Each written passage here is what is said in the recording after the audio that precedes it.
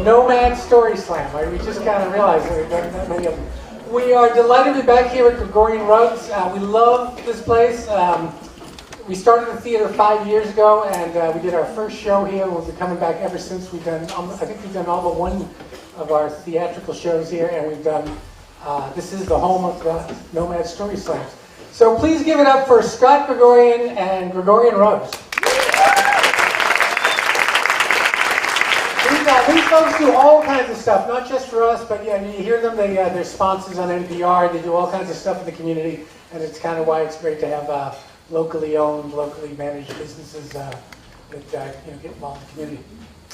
Anyway, this is, I'll give you a little rundown on how this works. We've got a couple of guest storytellers tonight, but the main event is people who put their name in the hat to tell a story on the theme, Timing is Everything.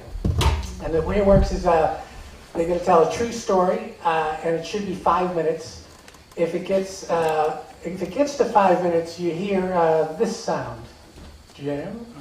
Oh, well, you'll get to it. In 5 minutes, yeah. You'll be ready in 5 minutes. And then if you still can time to wind down. If you get to 6 minutes, you'll hear that, and that's like you really better start wind it up. And if you're still talking at 7 minutes, that would be good. And hold on one second.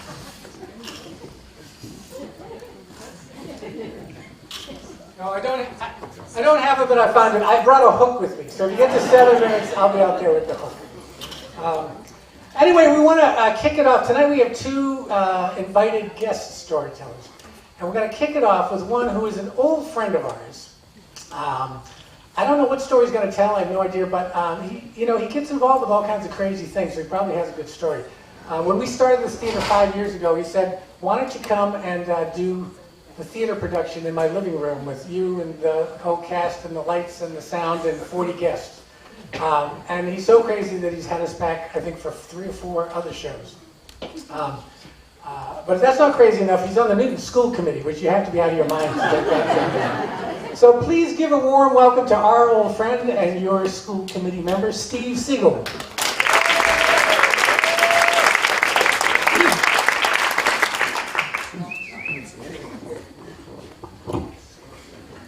Hello, everybody. I really can't see anything out there. Thank you, Jerry. Thanks for hosting us. So this is the theme of tonight's show is Timing is Everything. So the first thing I'm going to do is I'm going to share you a little joke that you can all use when you want to talk about timing. And Jerry, can you hear me? Yeah. All right, so Jerry, ask me how come my jokes are so funny. How come your jokes are timing? so funny? So you guys can all use that. That's the start. All right. So I'm going to tell a short story about timing being everything. And there are a couple components, a couple little thematic elements here. The first is that I'm a pretty social guy and I like to see and hang out with people. Another is I love airplanes and airports. And another is my wife very often doubts me. So my wife and I are at the airport in Austin and we're waiting to fly back to Boston. A couple things about this airport. Let's see, there are nonstop flights by JetBlue from Boston to Austin, from Austin to Boston. And so we're waiting for our JetBlue flight. And the plane is not at the gate yet, but it's coming up, I can see it. And I'm excited about looking at the airplanes. I said, come on, Teresa, let's go to the window. Let's go look at the airplane coming in. And, it's going to be from Boston. So let's watch everybody get out of the gate because we're going to know somebody. She says, yeah, right. I said, no, really, let's go there. She says, why are we going to know somebody? I said, because it's coming from Boston. There's a lot of people on the plane, and, it's likely we're going to know somebody. So she kind of humors me, and she smirks, and she follows me up. And we first walk up to the window, and we see the jetway hook up. And then people start to come out. And so Teresa's sort of standing there, just looking at me. She says, yeah. So we're really doing this? I can't believe we're doing this. Who are we going to see? I said, Teresa, I don't know, but there's a lot of people coming off the plane from Boston. We're going to see somebody. She goes, yeah. Like who are we going to see? And I said, if we stand here, we may very well just see someone like Bruce Cohen here. And as I said that, at that moment, I had looked up, and our neighbor Bruce Cohen was walking up. So I smiled. We had a great conversation with Bruce. I was talking with Teresa a little bit afterwards. I said, Teresa, I feel so vindicated. And I'd have to say that 29 times out of 30, this would be a chance for Teresa to tell all her friends another eccentricity of her husband. But this one time, because timing is everything. This is my story. I got to show I really knew what I was talking about. Thank you. Thank you, Steve. I think I want to tell a story. Timing is everything. So this could be a pair of women's underwear. But at another time, in another place, it would be something mysterious, something vaguely scary, something that's going to change the world. Now, when I got out of college, the year after I got out of college, I lived in a big house on the other side of Newton with a whole pile of roommates, with a whole crowd of us. And we were going to have a big party. And on Friday night, our roommate Nancy, she was going to be away, she was going to miss the party. She leaves. Saturday, our friend Zini came up from New York for the party on the bus. So she gets here, and we say we're going to put her in Nancy's room. So Saturday night, we have the big blowout party. Sunday afternoon, Zini leaves, gets on the bus, heads back to New York. Sunday night, Nancy comes home, goes up to her room, comes back a few minutes later and goes, "What are these?" And she's got a pair of underwear. We said, "Oh, Zini was stayed in your room this weekend." She said, "Oh, that's fine." And I said, "Wait a minute, can I have the underwear?" She said, "Like what?" And I said, "No, I got a plan." So I took the underwear and I sat down and I wrote a letter, and it was from a man named Stephen Pinkowski. He was the director of the Institute for Understanding. And the letter went something like this: "Dear Miss Lardieri, you have been chosen at random from the Manhattan phone book to partake in a social science experiment that could change the world. We here at the Institute for Understanding have been researching the source of all global strife, conflict, and war over the last 5 years. And we've determined that virtually every conflict comes down to the common thread is a lack of understanding between the protagonists. Now, we've devised an experiment that we would want you to partake in. We're going to forge a chain of understanding to link people all over the globe and hopefully, a deeper understanding of each other. You'll find enclosed a pair of underwear. It's been donated by one of our staff members. We ask you to wear it for a day, and then we ask you to buy 10 pairs of underwear and send those to 10 random people and enclose this letter. And we believe within 3 months we can blanket the entire globe in the chain of understanding. Sincerely, Stephen Pinkowski." So I send this off and I wait for the phone call of like, "You're a lunatic," or whatever. The phone call never comes. I don't hear anything. So 2 weeks later, I get a box, and I put in 10 pairs of underwear in 10 little boxes and 10 postage for the 10 things. And I send another letter from Stephen Pinkowski. "Dear Miss Lardieri, the chain has surpassed our wildest exhortation. Well, after only 2 weeks, 32% of Asia is already covered. We're way ahead of expectations in Africa, South America, and Europe. But much to our surprise, North America, we run into a brick wall. We've traced it back and we realize you didn't forward the underwear. Now, this is a voluntary project. We can't make you, we can't coerce you. But the fate of the world rests on your shoulders. So please do not break the chain. Stephen Pinkowski." I'll wait for the call. The call doesn't come. So a week or two later, I'm going down to New York for the weekend. I'm going to meet a bunch of friends for dinner, and Zini's going to be one of those people. So I get to the restaurant, and I'm about to tell my friends about this crazy prank when Zini shows up. It's first thing out of the road. "Oh my God, you wouldn't believe what's happening. I'm getting these things, his letters are coming in." I think, and she starts telling about the first letter coming in, and everybody's going, "That is bizarre." And they go, I know. And I think, I'm like, I should be worried. And then this box comes with 10 pairs of underwear, and I'm like, "Is this for real?" And I'm like looking, and I'm trying to find out, and I can't find this institute. And somebody's going, "Have you gone to the police yet?" And she goes, "No, but you think I should?" And at this point, I'm thinking, this is getting a little out of control. But I don't say a thing. So I come home at the end of the weekend. I go into work the next day. I worked for this little company the other side of Newton at the time. There's about 40 people there. And I send out a message to everybody in the company saying, "I'm playing a prank on a friend of mine. And if you'd like to be part of this, bring an extra pair of underwear to work tomorrow and meet me in the office at 5 o'clock. So 5 o'clock, about 20 people show up with underwear. They're all like, okay, what's going on? And some of the people are office people, nice clothes, suits. Some of the manufacturing guys have jeans and t-shirts. So we get them all to take the underwear and pull it on the outside of their clothes. And we arrange them all and pose this picture. And I'm in the back row just kind of peeking out from behind. We take the picture. Now, timing is everything. And it turned out this is like the second week of December. So I took the picture and I turned it into a Christmas card from the Institute for Understanding. And I sent it off to Z. So about 2 days go by and then I get the call. She goes, "You are out of your mind." She said, "I got the Christmas card," and I totally freaked out, and I threw it on the table, and I didn't look at it, and I came back hours later and looked, and it was the second time I looked at it, I spotted you in the back, you bastard. So anyway, ever since, I blame Zini for pretty much everything, because she broke the chain. You know, the Iraq War, it's Zini's fault. 9/11, Zini, she broke the chain. She's got a lot to answer for.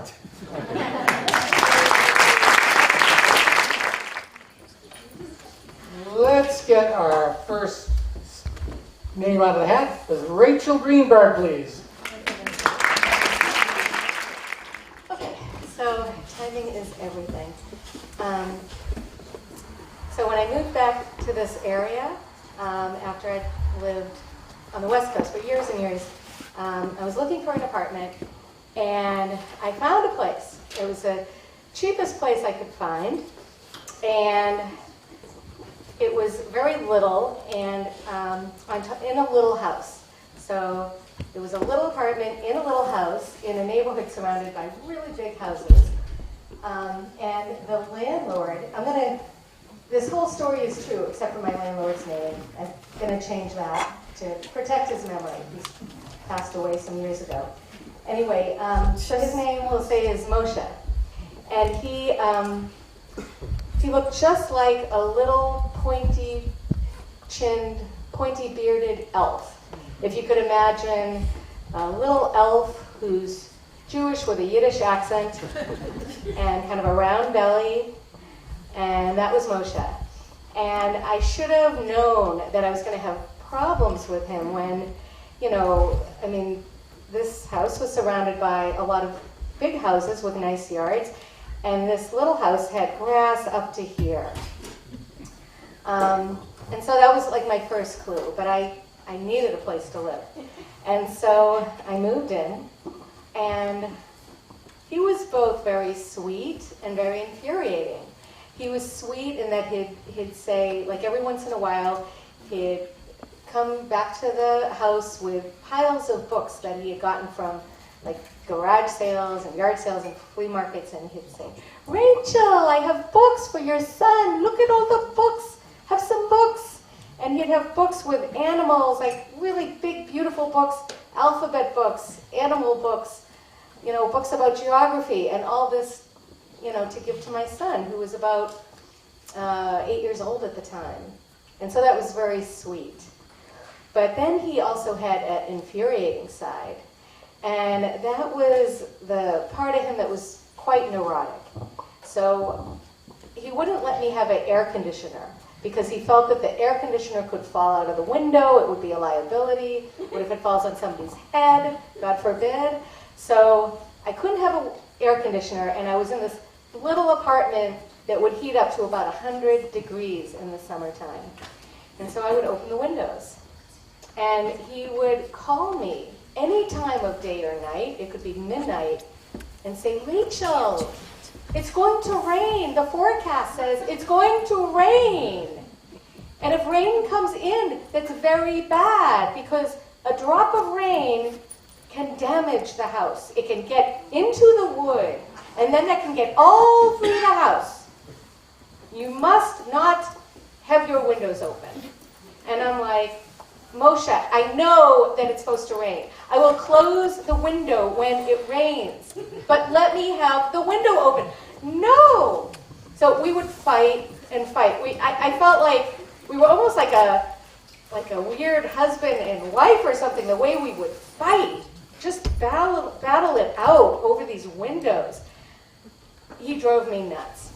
So I was there for about a year, I really didn't feel like I could move because this was the place I could afford. And my son was in the school there down the street, and I was stuck. So I stayed, and about a year later, my doorbell started ringing at about 3, 4 in the morning. And it would ring really, my doorbell was very, very loud. Kind of like church bells, ding, ding, ding. And it started doing this every night. I couldn't figure out what was going on. I talked to Moshe about it. I don't know anything about it, he said. I'm thinking, what is going on? And then after a while, I was starting to get conditioned to waking up. And then I realized that I would first hear a door slam. Like sometimes a door would slam, then the doorbell, then sometimes it would slam again. So by this time, I was starting to figure it out because I would also hear a thump, thump, thump downstairs. And then I knew what was happening was that he was going outside, and he's kind of round, as I said, and he was probably going out, I don't know, with a lot of stuff, and then he'd somehow maybe hit his elbow against the doorbell, but I couldn't figure it out. So timing's everything. I had to figure out what is going on. How is this taking place? And I don't know. I told him, you've got to stop doing this. I told him what was happening, and he said, no, this is very weird. I know it's very weird, but it must be a transformer under the ground, down the street. When a car drives down the street, it's going to hit the transformer, and the bell is going to ring. And I knew that wasn't the case, but I had to run downstairs and be there at the perfect time and watch him, and so I could say, this is what's happening, Moshe. You've got to stop this. Well, I tried and tried to be there right at the right time, and finally, I was able to catch him right as he's leaving. And I'm like, Moshe, the doorbell just rang, and it had to have been you. And after that, he stopped ringing the doorbell. I had all kinds of other problems with him, but that was the end of that. Thank you very much.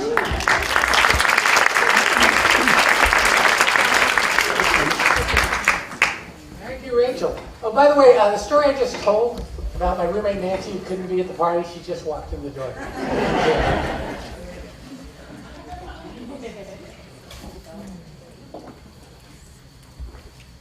Can we please get Mike Cohen to the stage?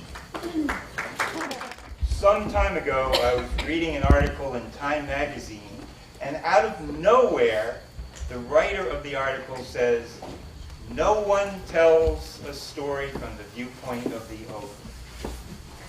I kind of looked up at the ceiling, literally, but metaphorically, I was looking up at, you could call it the heavens, or the stratosphere, and the ionosphere, and the Van Allen belt, because I was saying to myself, you don't know me, buddy.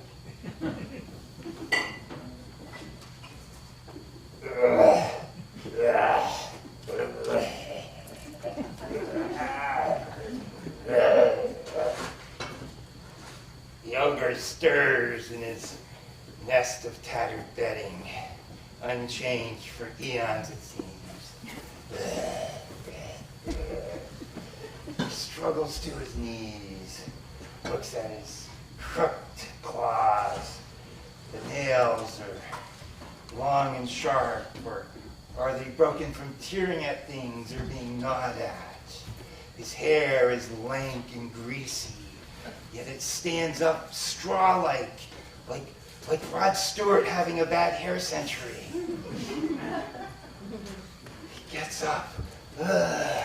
The room is close and fetid, tinged. Was it volcanic eruptions during the night? He has that morning after feeling. Not quite as bad as going to a fraternity party at UMass Amherst. Almost as bad, like, to borrow an expression from Robert Benchley, like the entire Russian army was walking across his tongue in their stocking feet.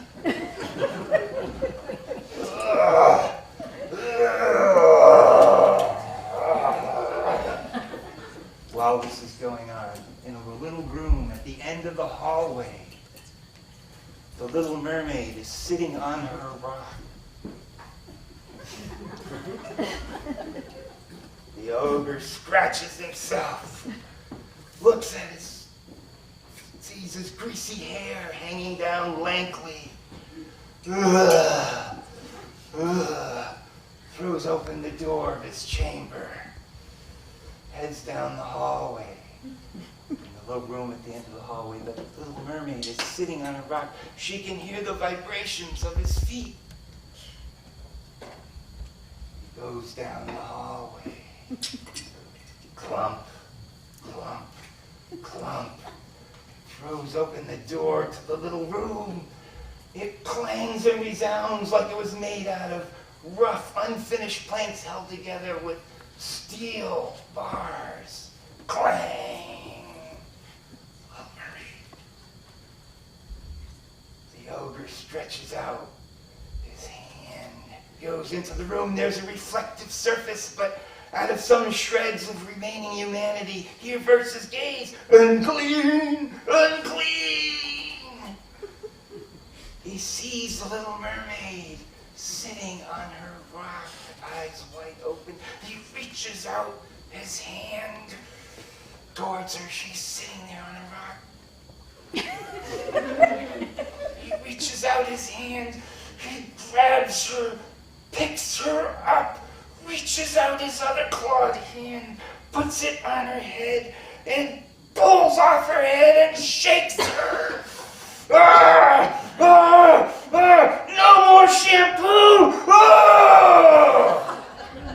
The ogre.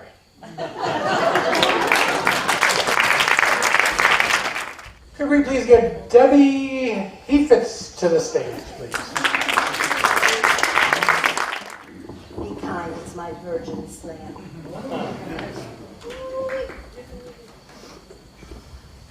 He's in a coma, and it doesn't look good.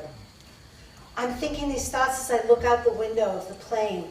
I'm traveling from Boston to Rochester, New York, to be with my sister Gail and my nieces. My brother-in-law Alan had had an accident at work, and he had breathed in a toxic gas and collapsed. I stood outside the hospital room door and steeled myself. I didn't know what I was going to see. And when I walked in, he was sitting up in bed, and my sister just looked at me and said, "He kind of just woke up this morning."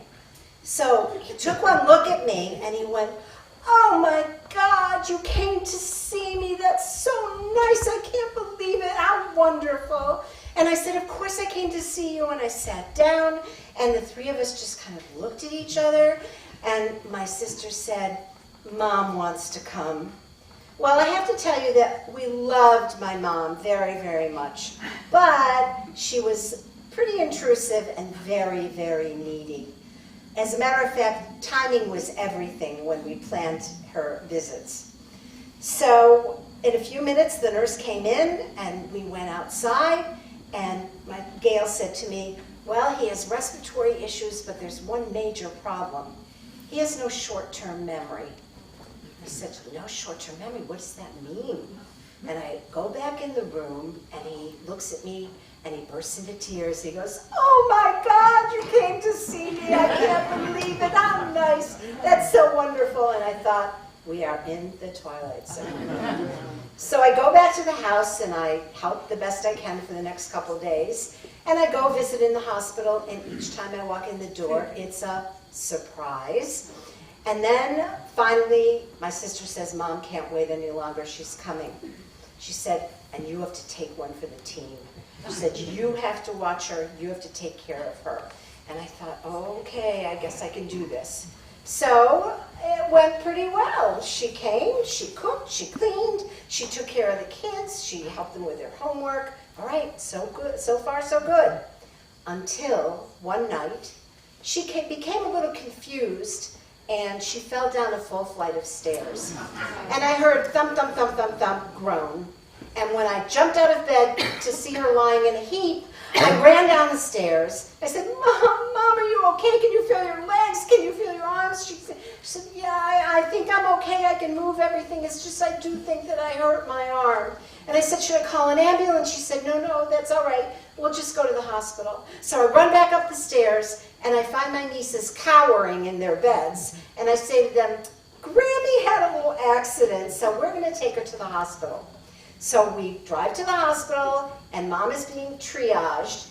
And yes, indeed, she did break her wrist. So they put her in what looked like a foam Lego in the up yours position, and that was how they set her arm. And then I ran upstairs to see my sister and brother-in-law, and I said, hi, and my sister said, it's the middle of the night, what are you doing here? I said, well, do you want the good news or the bad news? I said, the good news is the girls are fine. The bad news is Mom fell down the stairs and she broke her wrist. And Gail looked at me and went, oh, shit. So I went back to the house. I got Mom settled in her recliner in the living room. I had to bring her food. I had to dress her. I had to take care of her. I had to give her her pain meds, which were pretty heavy duty. As a matter of fact, the girls said, Grammy's never been so much fun before. So it was a couple days later, and Gail said, you know, they're ready to send Alan home. So Mom has to go. So I said, Mom, you have to leave. You have to go back to Florida. So I get her in the car, and oh, I said that was Rochester, New York. Winter, February, the snow belt of New York State. I go to the counter, and the woman's there, and I say, I give her the flight information. She goes, oh, I'm so sorry, but her connecting flight through Philadelphia has been canceled. And thereupon, I disassembled. And I banged my head on the counter. I said, you don't understand. I said, my brother-in-law's had a terrible accident. My mother fell down a whole flight of stairs and she broke her wrist. And she has to go. You have to help me. Well, the woman's face just melted in pity. And she's going on her keyboard and she goes, oh, well, I can get her back to Florida, but it's going to be through Texas. And I said, we'll take it. So she went in her wheelchair down toward the ramp. I waved goodbye. I go to the phone. I call my sister, and I say, do you want the good news or the bad news? The bad news is Mom's flight was canceled. The good news is that she's going home through Texas. Now let's just hope we don't get a call that says, Houston, we have a problem. Thank you. I got a quick mini story.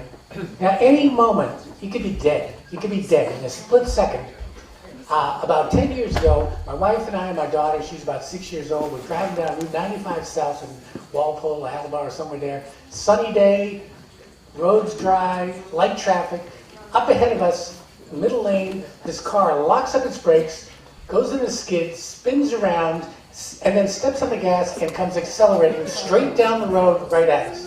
I had like a split second, didn't think, I just hauled on the thing, hit the brakes, skidded away, and the guy just missed me. He flew by. I have no idea what that was all about. And I stepped in the gas. 2 seconds later, we were going down the highway. The adrenaline's pumping, and I realized my whole family could have been wiped out in that split second. Timing is everything. And the motto is, eat dessert first. You know, you can be dead by the entree.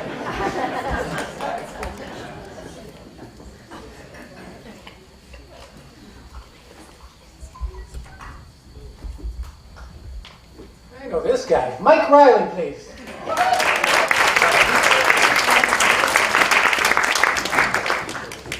Boston Latin School was founded in 1635. For almost 400 years, it's been educating the young men, and recently the young men and women of Boston. It's the oldest public school in America.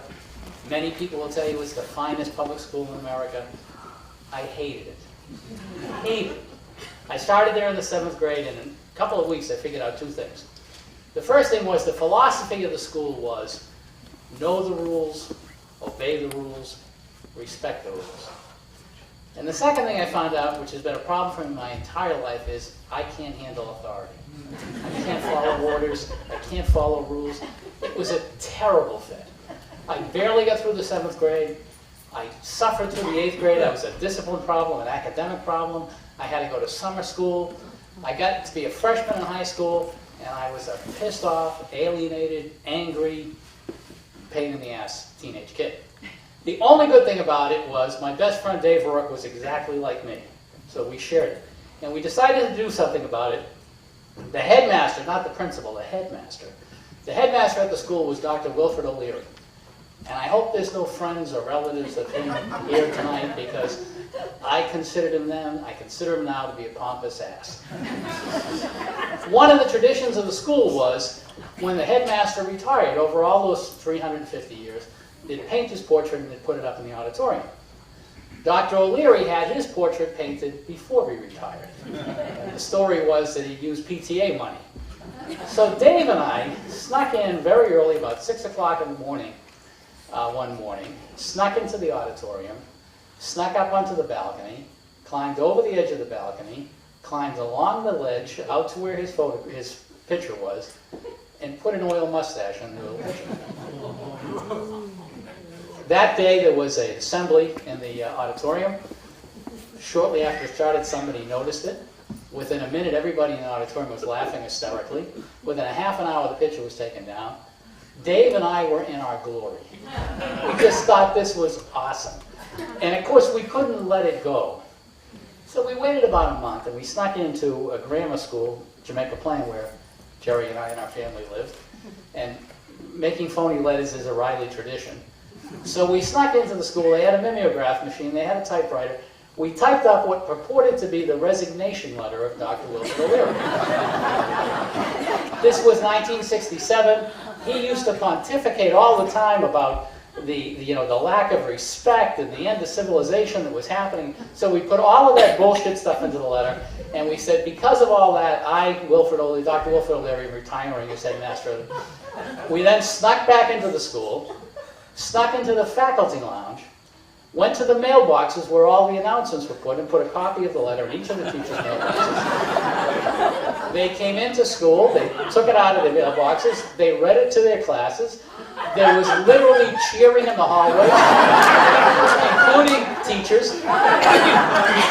About 10 minutes later, Dr. O'Leary comes over the loudspeaker and he says, "The rumor that I'm retiring is completely false. The individuals responsible for this will be caught and severely punished."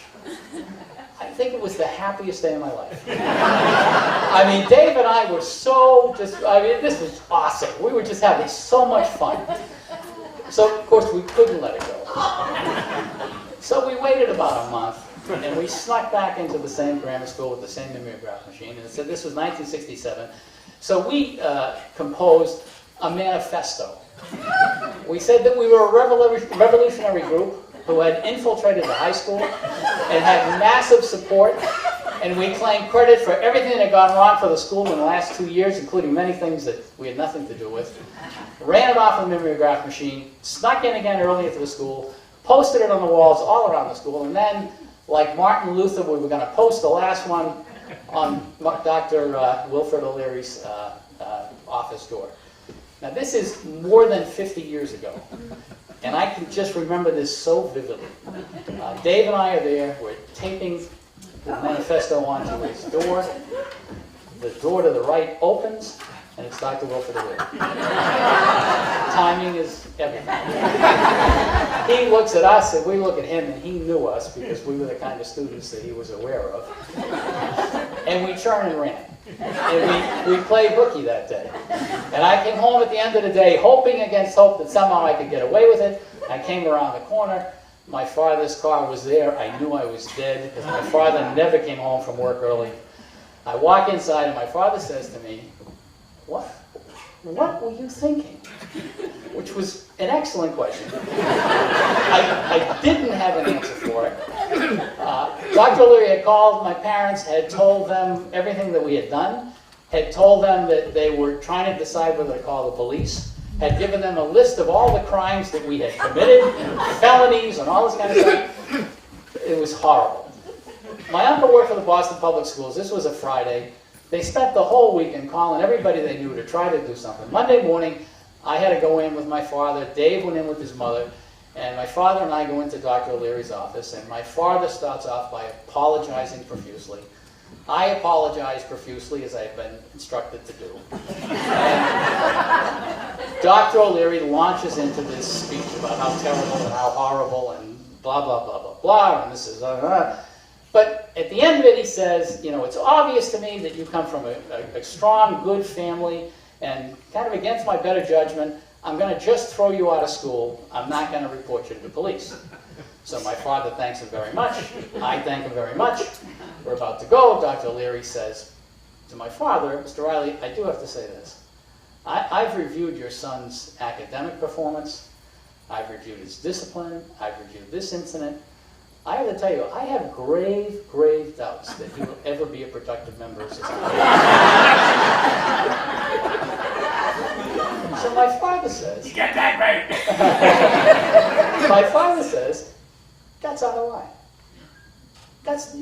You have no call to say it. That's out of line. And he stands up and he walks out. So I walk out after. We get outside. I say, Dad, I just want to say, and he said, oh, no. No, you're still in big, big, big trouble.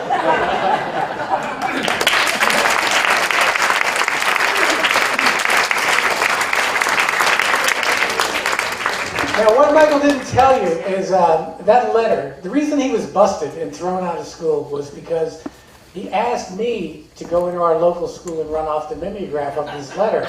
I did, and I left the original on the mimeograph machine. He was tipped off, so it all came down to me. I got my brother thrown out of school.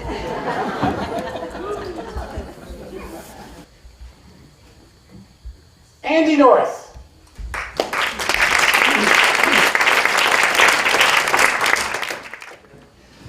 Good evening all. I just wanted to share a very short story of mine, and it's when I heard the theme was all in the timing, I felt that this was all about timing.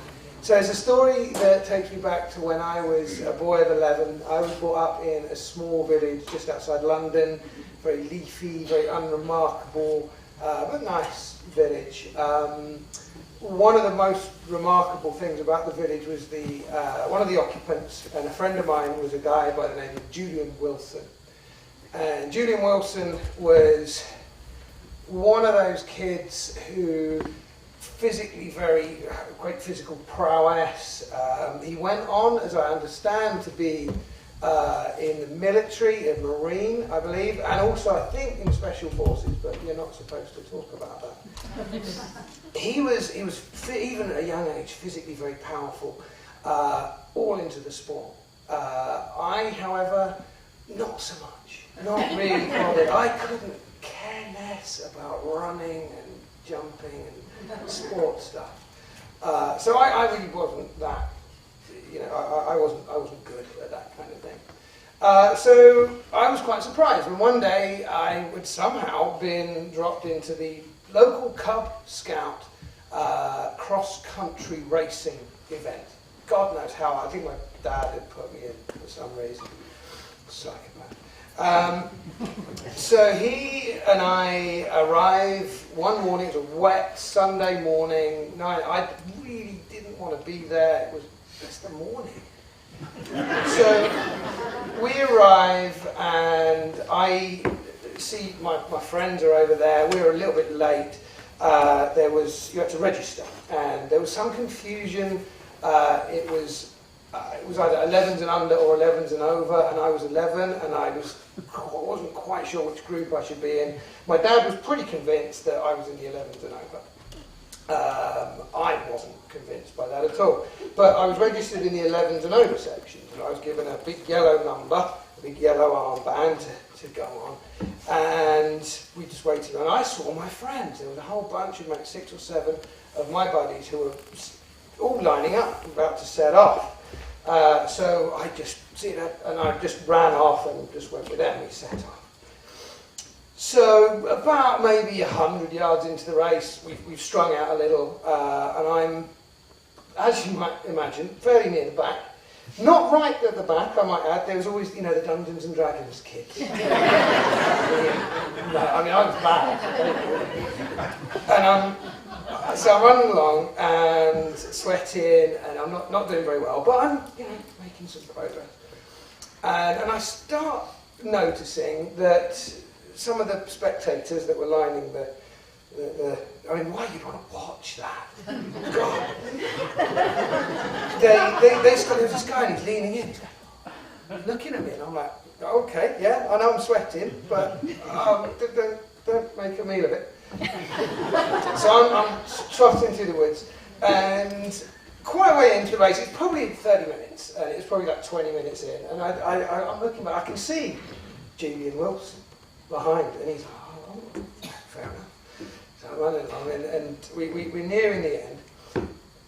And Julian's probably about 30 yards behind me by this point, and we approached the car park at the end where all the parents were. It wasn't a ticker tape thing, like a tape thing, but the parents were there. And I make it through, probably 20, 30 yards ahead of Julian Wilson, to an uproarious applause. Because what I hadn't noticed, which everyone else had, I was running with the green label kids, who had set off a good 15 minutes before the yellow label kids. But I had my yellow band on and my yellow... Yeah! They were unbelievable. I mean, Julian Wilson had won the cross country like 3 years on the bounce prior to that. There was no one with touching this kid. This kind of slightly out of shape kid. Record time. Literally... No one had beaten this. I was there. People were patting me on the back, and I had no idea why. So I didn't realise what had happened.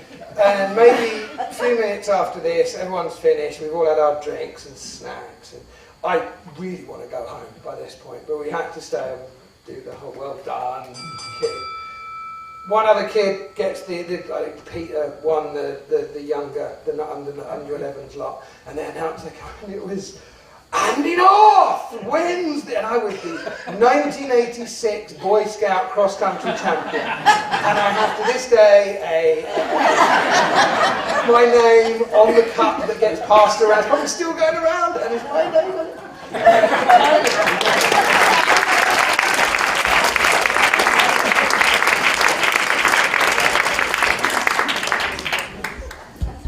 Reminds me, a few years ago, we had this little sailboat. We used to go sailing down in the Cape, and we're out sailing one day, and all of a sudden there's somebody in the boat going, "Ah, there!" What? Third! I was like, what's he talking about? And all of a sudden we realized there was a sailboat race going on, and we had just come in third. Here's a few little mini stories. We'll pull a couple of these out of that. Timing is everything.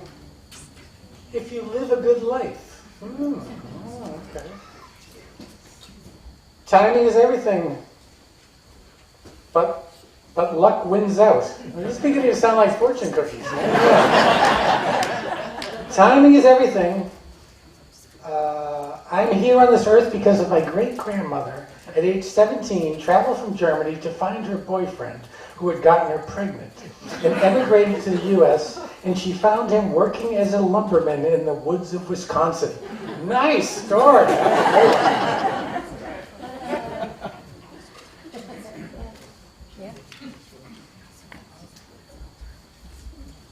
Could we please bring to the stage Hortense Gerardo.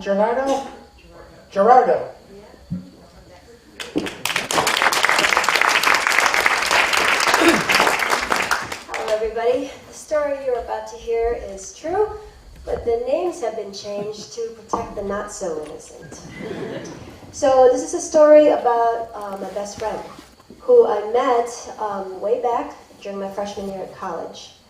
And he went to the smart person's school at MIT, and I went to the school across the river way back when people didn't want to admit that they went to BU. And on the first day that my parents dropped me off, they saw this fraternity house next to my dormitory with a bunch of fraternity boys hanging out playing Queen. It's still in vogue, evidently. And the last thing my mom said to me before they pulled away was, "Whatever you do, darling, please don't go into that house." And I was a good girl. And I said, "Of course, Mom." But of course, I also wanted to please my roommates, who told me later that afternoon that there was a raging frat party going on next door that night, and that we should go.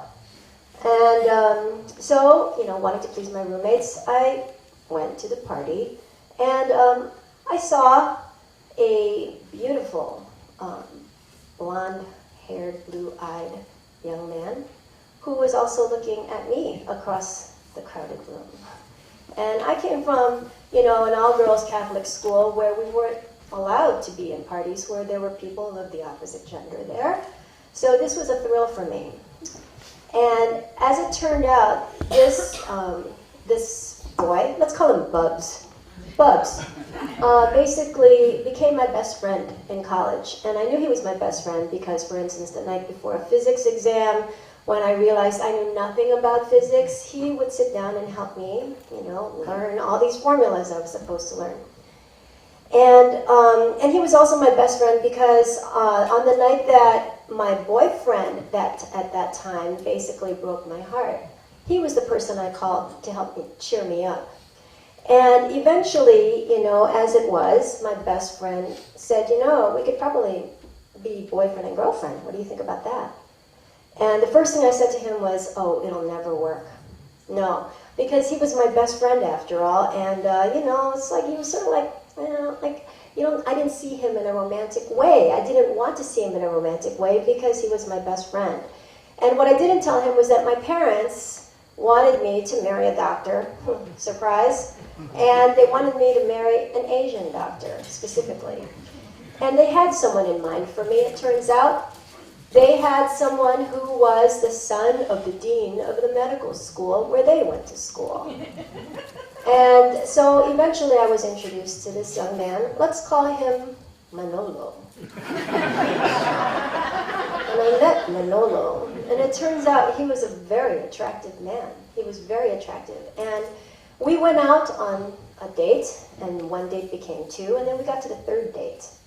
And I realized, you know, we both loved the theater. We both loved fashion. And on the third date, when we got home, you know, I thought, well, maybe, you know, he'll kiss me for the first time. And, you know, he shook hands with me and kissed me on the cheek. And I assumed this was the Asian way. And then one of my friends told me, wait, you're going out with who? Manolo. You mean you didn't know about Manolo? And I said, what about Manolo? And they said, girl, he's not going to marry you. As it turns out, he was going to marry me, but he hadn't gone out. He hadn't come out, basically, to his family. And I was going to be the beard. And I was disappointed. And so I went to my best friend. I told him the situation. And it turns out we reconnected, my best friend and I. We spent the entire evening, this is years later after I had told him we would never work out. And we watched the sunrise talking all night on the Longfellow Bridge. And, you know, we said, you know what, no matter what happens 10 years from now, we're going to reconnect on this bridge, right at 6:58 a.m. And as it turned out, you know, he met someone else, and I met someone else, and years went by. And at one point, when I realized I really liked that guy, I was telling one of my best friends about him, about this boy who had been my best friend and who I had basically said, no, it's never going to work out. So I went, you know, to the bridge 10 years on the designated day. But it was 7:15. I was 17 minutes late. And I waited and I watched the sunrise. And I started to cry because I realized, did I really miss him, the love of my life? And I must have looked sad because there was a homeless person on the bridge. And he shuffled up to me and he offered me a kind of a ratty little Kleenex. And I was so grateful, but I recognized it was a ratty little Kleenex, so I took it and I said, thank you. And I sort of wiped my tears with the back of my hand, but looking like I was using the Kleenex. And I thought I had kind of missed the boat. And it turns out, strangely enough, more years went by. We're talking over 30 years. I received an email saying, what's up, old buddy? And it had been my best friend who basically said, hey, let's meet up. Let's meet up at the Longfellow Bridge. And so we did. And I said, where were you? Where were you? And it turns out he couldn't. He was expecting his firstborn. And I thought, okay, well, I guess we were never meant to be. And a couple more years went by, and another relationship, this time mine, wasn't doing too well, and I was heartbroken. In fact, it was one of those instances where I found out it was one of those Me Too kind of events. I was devastated, and I didn't know who to call. And then I realized I could call my best friend, and it turned out finally he was available too. And after 36 years, we finally got the timing right. Thank you.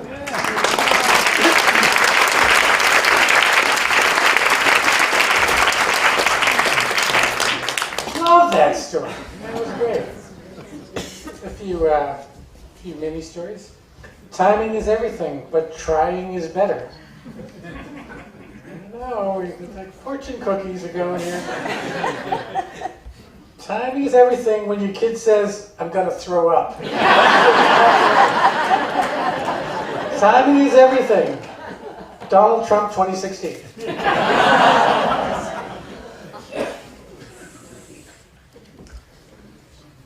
Could we bring to the stage Mr. Finnegan FLAHERTY, please?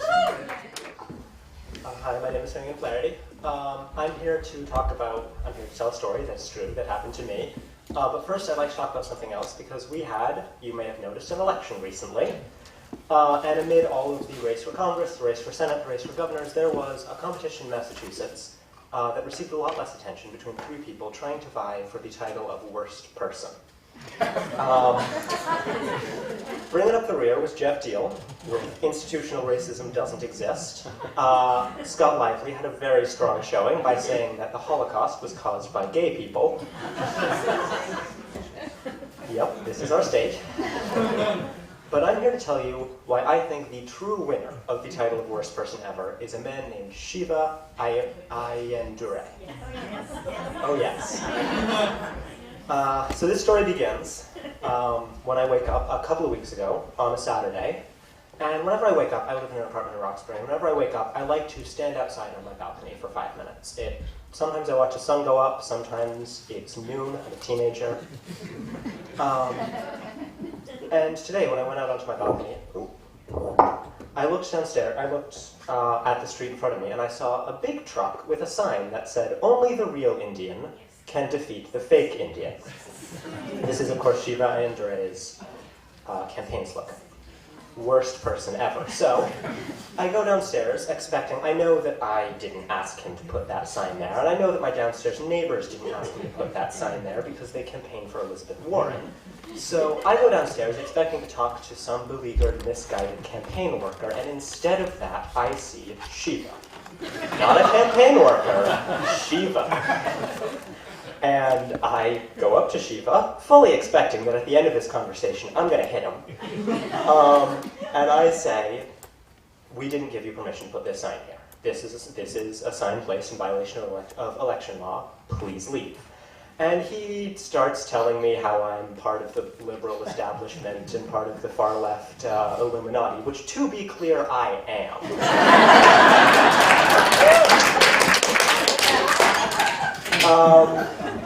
And I just sort of stand there. It's hard to know how to react to that. And then he goes back into his truck and he gets out a megaphone, because the way he campaigned for Senate was he would get a megaphone and shout at people until they punched him, and then he would put that on his website and say that an Elizabeth Warren supporter was assaulting Republicans. Yeah. And so I think, I don't want this to be what happens, so I think I'll call the police, because the police are trained to deal with people bothering them. That's most of their job. And they'll be able to handle this in an annoying way, and it'll be a thing that happens in front of my apartment. I'll go inside, and eventually this will be a story I tell here. Instead, I say, I'm calling the police, and Shiva Ayyadurai the law and order candidate, the candidate who says that Elizabeth Warren is anti-police, flees law enforcement. And so I'm sitting here watching Shiva run away from the police, more angry than I've really ever been, because I know that he put a sign there because my apartment's overlooking a park. I know that he put a sign there without any consideration for whether anybody had given him permission in a majority-minority neighborhood. And his campaign strategy was to annoy people about things, about areas of persecution, and to completely disregard what anyone thought of him or the effect he had on anyone else. I was more angry, honestly, than I've ever been, and my job is working with middle schoolers, so like... And so I walk down the end of the road just to see which direction he went so I can tell the police. And I see that he's putting a campaign sign up on a nearby school, Latin Academy, which you're very much not allowed to do, to be clear. Putting a campaign sign up on Latin Academy, and because I didn't hit him, and I wanted to hit him, I thought the next best thing I could do is tear that campaign sign down.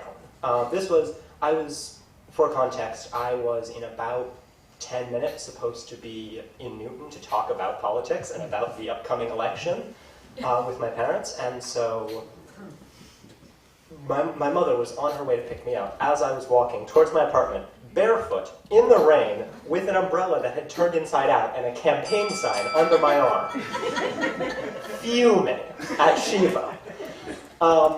And eventually I went to we call it a political party. I ranted about how Shiva had been to my house. But I want to say this. If there is a point to the story, it's this. I could have hit him.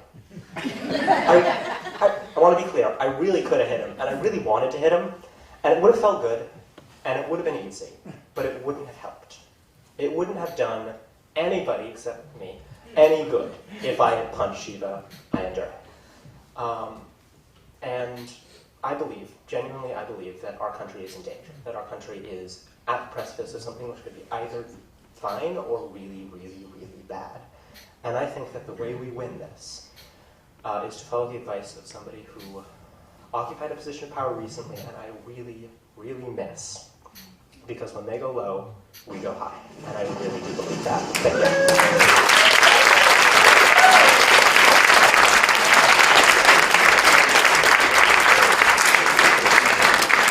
He's working on his biography, his memoir. It's called Punching Shiva. Can't wait to read it. We're going to take a little break, intermission, and then we'll be back with our special guest and lots more stories. Enjoy.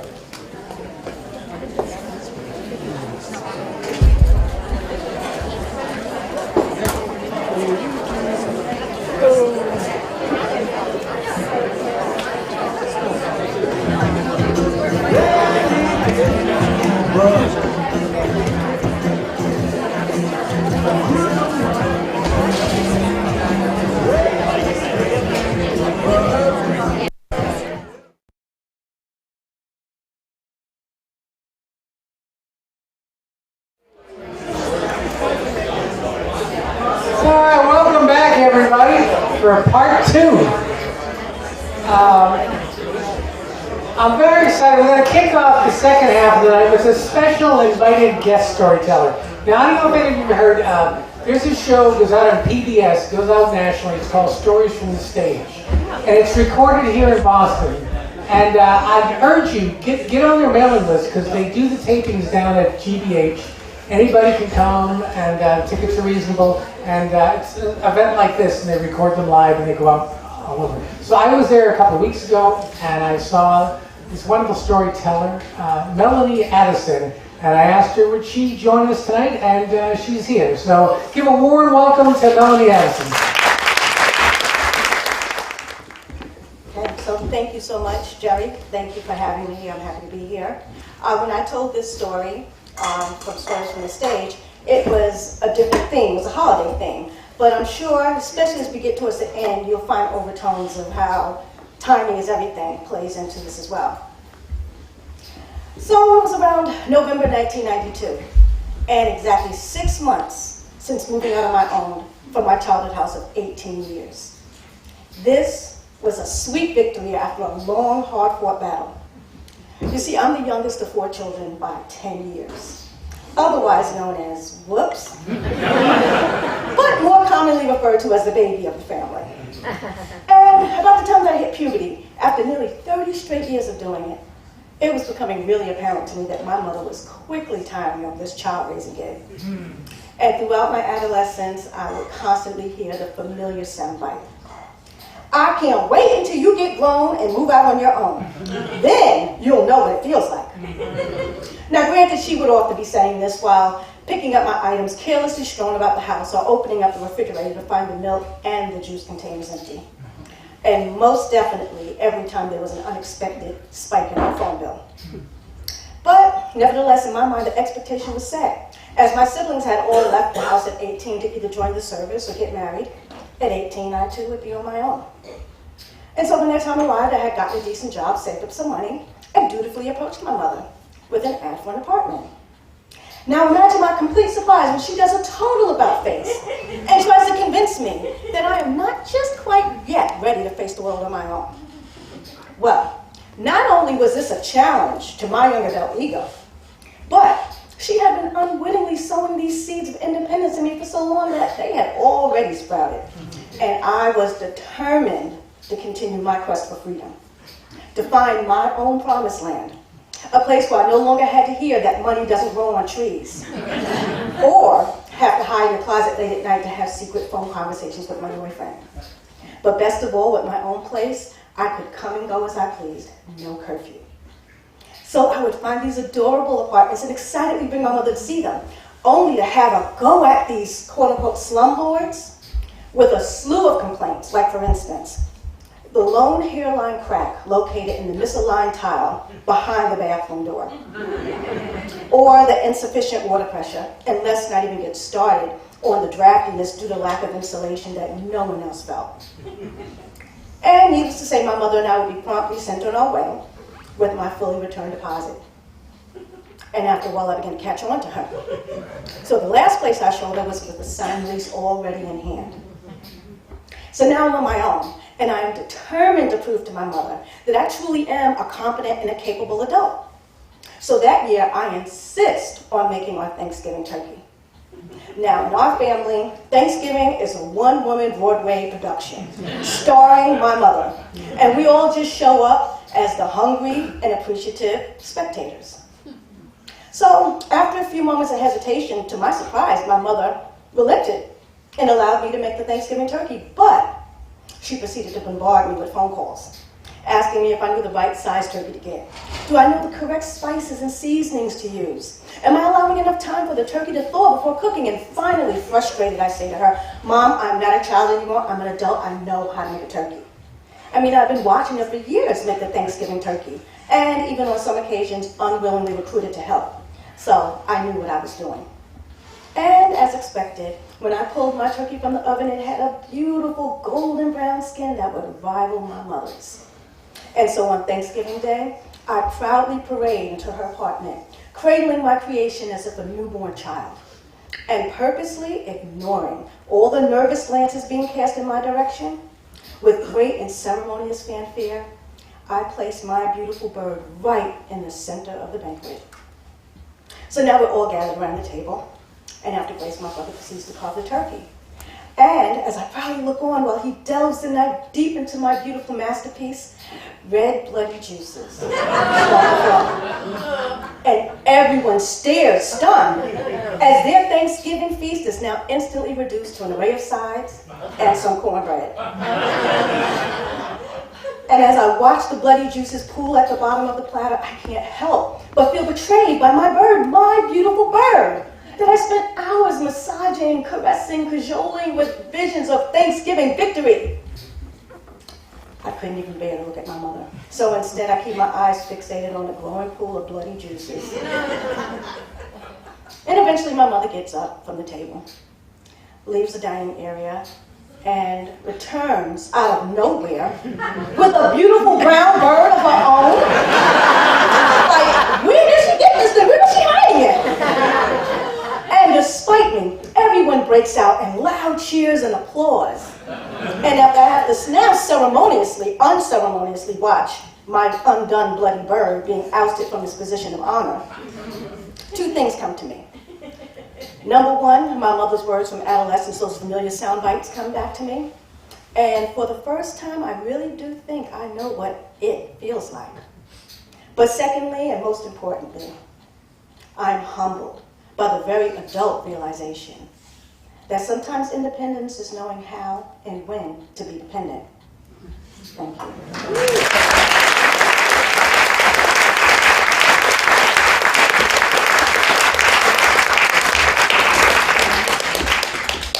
Thank you, Melanie. It's a great story. I got a couple of these mini stories here. Let's see what we get. Timing is everything, except when it isn't. Yeah, come on. Timing is everything or nothing if you miss the train, the boat, and the bus. Ooh, this one. Timing is everything when you want to get pregnant and when you don't. Oh, timing is everything, and luck is the proper recognition and seizure of opportunity. Oh. Okay. You know, I got another little mini story for you. 35 years ago, I was driving down the highway, packed car, whole pile of people, coming back from Horseneck Beach. You know where that is? My friend Scott, who's out in the back here, his 3-year-old daughter, and a bunch of other people. We're driving down up Route 24. We're in the left-hand lane. There's a car ahead of us. It's got a trailer behind it. It's kind of a homemade-looking funny trailer. It's got a jet ski strapped onto the top of it. All of a sudden, it hits a big bump, and the rear axle of this trailer rips off the trailer and shoots up in the air and is coming like up in the air towards us. I don't know whether I should step on the gas, the brakes, left, right, kind of panic, and hit the gas, the brake, and as this thing's coming down, it's like time slows down, and just as it's coming down, Scott's 3-year-old daughter in the back seat says, "Uh-oh." This thing came really close. The wheel of this axle hit the pavement right in front of the car. The other wheel slammed on the hood of the car, and then it went over, and then it shot back up and over into the median strip. And I realized, what was that? 100 milliseconds later on the brake, and it would have come right through the windshield. Timing is everything. And eat dessert first.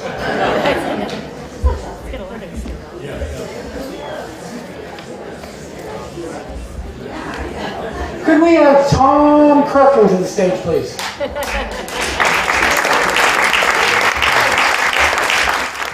Okay, I'm Tom. I've come up from Connecticut to tell you this story tonight, and it's about anger and decision-making and parental obligations and lessons learned.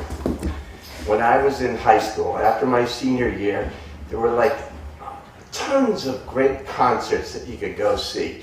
And you would go down to this place called Ticketron, where they had this machine that would spit out the tickets for the concert you were going to see several months hence. So you'd wait in line, get the ticket, and then you'd set it on top of your clothing chest at home and stare at it all summer, waiting for this concert to come about. In this case, to see Eric Clapton, a.k.a. God. And so we were going to this place, Roosevelt Stadium in New Jersey, where they suddenly were having concerts. It's a place where Jackie Robinson played his minor league baseball before joining the Brooklyn Dodgers. And so the place could hold 20,000 people or something like that. So I'm like, great, we'll go there and hang out with our buddies and, smoke that tobacco we were smoking at the time, etc. So every day I would disgorge the contents of my pockets on top of my dresser, my wallet, my money, the tobacco and the Visine and the Tic Tacs that I had in my pockets at the time. And I would look at the ticket and say, it's getting closer. We're almost there. And then the day arrives, and the ticket is gone. Nowhere to be found. And I said, well, it's got to be around here someplace. Where could a ticket go? So I looked in my underwear drawer. No. Under everything. I looked everywhere. It's nowhere. So I called up my friends, like, I don't have a ticket. I can't go to the concert. And they're like, just come. Just go to the concert. You'll buy a ticket there. And I'm like, no. I was kicking angry. I was like, I'm not going. I'm an idiot. I had the ticket. I lost it. I'm not going. I'm kicking stuff. I hang up the phone and I'm looking in the mirror and I'm going, you're stupid. You know that? You're stupid. And I said, yes, you are stupid. And so I get mad. And like a half hour later, I cool down. I call up my buddy to tell him I'd like to go to the concert now. And his mother tells me they've already left. So I'm kicking mad again. I'm kicking stuff, and I'm back in front of the mirror. And you know who's stupid? You're stupid. You're really stupid. So like a half hour later, I'm still mad, and I'm like, you know what?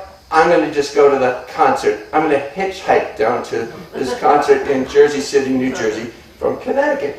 And of course, that's like the SAT of hitchhiking. It's like nearly impossible to get there if you're just driving in a car with a map. But hitchhiking, it's crazy impossible.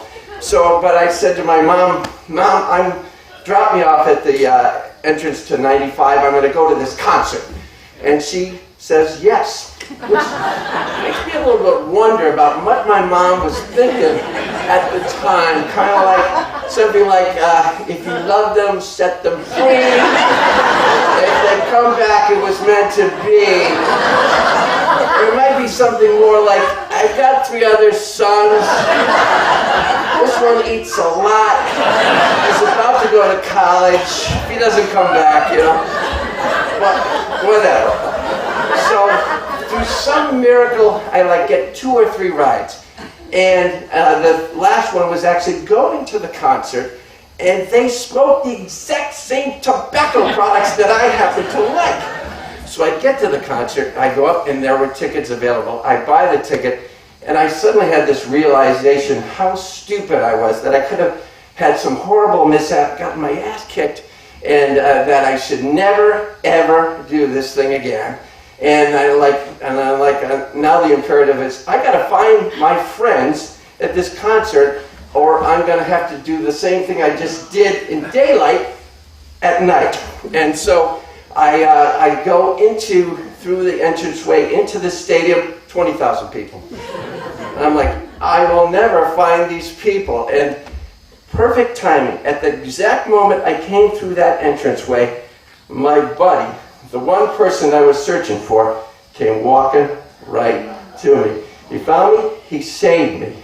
And sometimes you learn from your mistakes, but sometimes you learn from mistakes that don't actually have a consequence. I learned that day, never again make decisions in anger. Thank you. A couple more of these here. He's a big guy. Timing is everything, but I didn't come prepared to tell you why. Come on. Timing is everything. For everything there is a season. There is no rushing a rosebud to bloom. His wisdom to surrender and accept divine timing. Oh man, we're getting way philosophical. Get one more of these. Timing is everything when you want to taste fresh baked cookies before they cool off.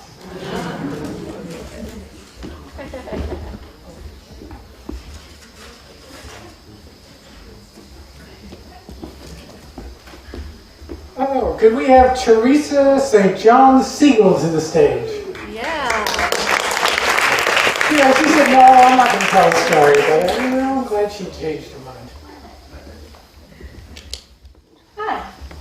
So, earlier you met my husband, and I thought I'd tell you a story about us, and about love, and about how hard it is to get the timing right. So, I was 27, and I'm from a small town. I'm going to take this one. I'm from a small town, which means if you're 27 and you're not in a serious relationship or married, they've written you off. And they did. Every time I go home, I was told, you know, they just think you're not going to get married. And so I was a little desperate, and I asked a friend if he knew anybody that would be handsome and athletic and talkative. I should have been careful about the talkative. And he introduced me to my husband, and we hit it off. Boy, the first day we met, I was just like, he was everything I wanted. He was so easy to be with, and he had great energy, and I just thought this was amazing, and we stayed together, and granted I did have that whole agenda about getting married, so maybe that was part of it, but I thought this was pretty good, and he seemed to think it was pretty good. Now, one thing to know about us is we're extremely different. My maiden name is Teresa Marie St. John. So if you need to genuflect, this is the time to do it. I am the fifth of 7 children, an Irish Catholic family. My parents were small business owners, and I was raised to work hard, get things done, and move, move, move. My husband's name is Steve Siegel.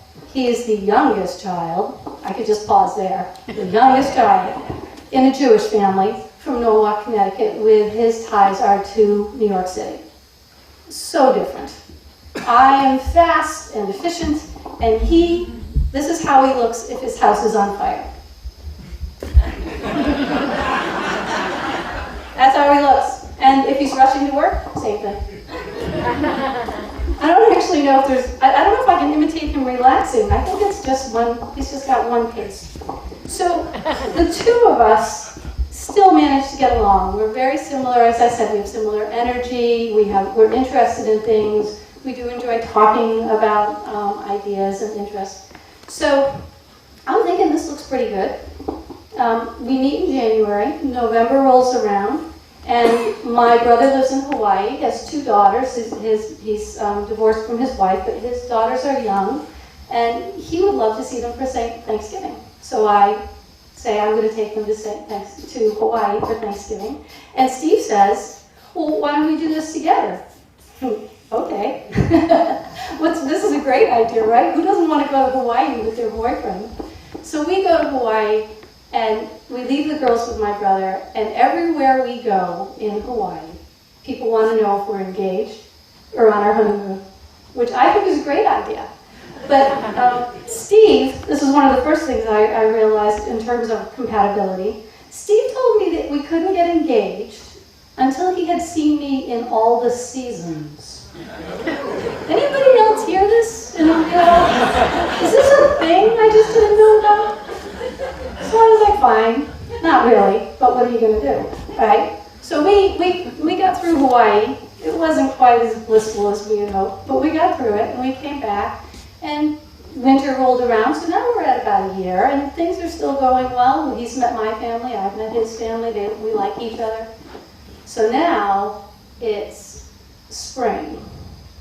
And that year, Easter and Passover fell at the same time. So that meant we were going to go to Connecticut for Passover and to the Berkshires for Easter. And then his parents were going to disappear for the summer. They go off and they were going to travel across country. Well, let's be clear. It's January, a whole year into the spring later. We've had the 4 seasons. We still like each other, and my biological clock is ticking. So, and my high school reunion's coming up. So I think it's time, and I'm convinced this is it. This is the weekend, because we're going to see both families, right?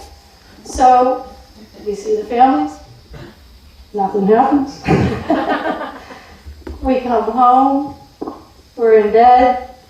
Now, just another aside, this is not the first time we've had this conversation about whether or not we're going to get married, and we both agree we love each other, and we think we're going to get married. I just can't figure out when, because here he is again. This is apparently how he approaches the altar, too.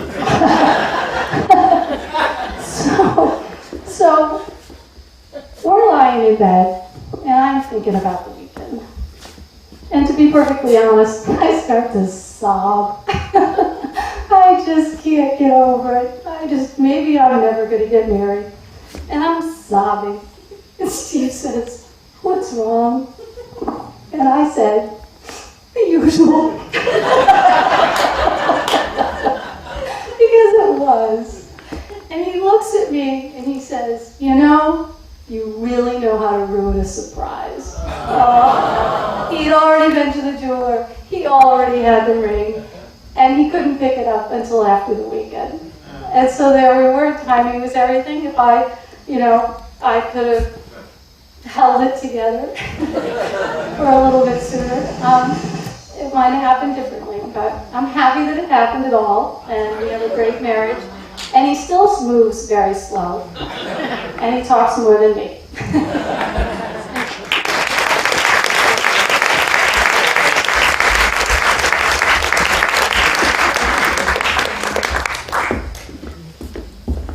Well, timing is everything, and it seemed to work out just fine.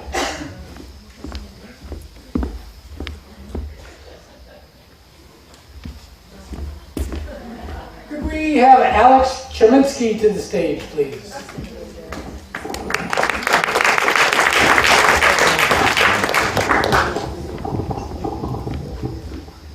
So when the kids were in grade school, my wife Daphne started talking about having a third child, which for a number of complicated reasons had to be a girl. I was done. I was determined. I had no interest in having another child. We had two. We had plenty with us. And she was just as determined on having a third one. We talked to genetic counselors. We spoke with a number of shrinks. We got solicited and unsolicited advice from friends and relatives and parents. And after 5 years of unrelenting disputes, I realized she was not going to get off this topic, and I had to give it to her. And if I was going to give it to her, I had to give it to her now before it was too late. So we agreed, and she proceeded to contact Planned Parenthood to get advice on genetic counseling. Boston being such a great mecca for medical research, we got the name of a wonderful doctor who was associated with Brigham and Women's, who was an expert in genetic counseling, and whose office was 5 minutes away from our house. Wonderful. This doctor had developed a technique called viscoplasticity, turboviscosity, something like that. That basically consisted of, during the woman's fertile period, not to get too graphic here, he would run a procedure and take some measurements, and if the numbers hit right, and you had conception within an hour, or what he termed get busy, the chances of having a girl were 82%. I said, you know what, let's going to try this once. Trying once meant that during that critical period, Daphne would have to go to the doctor every day at about the same time for him to run the procedure, take the measurements, and if the numbers hit right, she would give me a call. One day I'm at work, I was working with 6 other engineers, we were working on a proposal for a contract or something. When the phone rings, it's Daphne. Alex, get your ass over here immediately. You have 45 minutes, no bullshit, no talking, go. Because timing is everything. I put down the phone, and I'm looking around me at the 6 guys who had absolutely no idea what had just transpired on the other end of the line, nor what was about to happen 45 minutes later. It was obvious that I had to move immediately, but what did I tell these guys? Excuse me guys, that was my wife.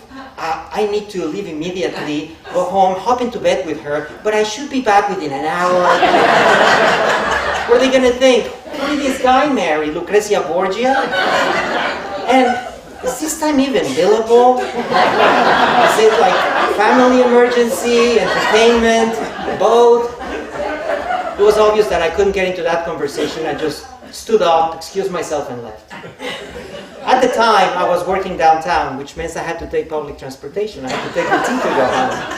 I left the building, I started running like crazy, got to the T stop, waited for the T, and then rode the excruciating 25 minutes to get to my house. Fortunately, we only live about a block away from the T, so as soon as the doors opened, I bolted out, and as I left, I started unbuttoning my shirt, removing my belt, in other words, getting ready to get busy. Doctor's orders. I get to the house, open the door, and I realize that my wife had neglected to tell me that that's the day when the cleaners come. So I'm standing there at the threshold looking at 4 very nice people from Guatemala, who I'm usually very happy to see, but not that day. They in turn are looking at this sweaty guy running up the stairs, half naked, holding a belt, barging into the bedroom and closing the door behind him. Couldn't help but wonder, what were they thinking? Is this some kind of an American ritual that we never heard of? Maybe some obscure religious holiday that we should start observing? Or, most likely, just a pair of shameless, middle-aged nymphomaniacs making whoopee in the middle of the afternoon like it's nobody's business.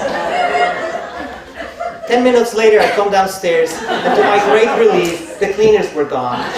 So there was no need to have embarrassing explanations. I walk back, I leave the house, and start walking. No need to run now anymore. I'm thinking back about what can only be described as an episode of Seinfeld. And then having to worry about what kind of a cockamamie story I'm going to have to concoct for the guys back at work who were working on that proposal. Well, in the end, we didn't get the contract. But on the plus side, 9 months later, on October 8th, our wonderful daughter Maya was born. 6 pounds, 13 ounces. Thank you.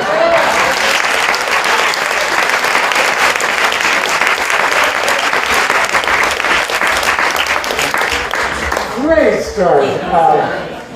So that reminds me, years ago I worked in Kendall Square as a contractor, as a short-term job down there.